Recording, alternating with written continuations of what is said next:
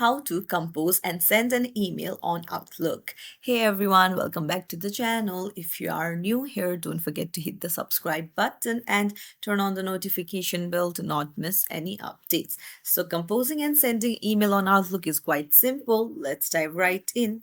Open up your Outlook. You need to go to the new option in the top left.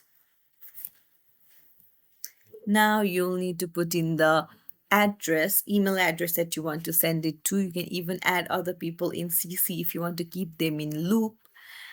And then you can add subject. And then you can start with dear, address it to whomever you're sending it to. And then write your paragraph. And then finally, you can end it with regards. And then just hit send.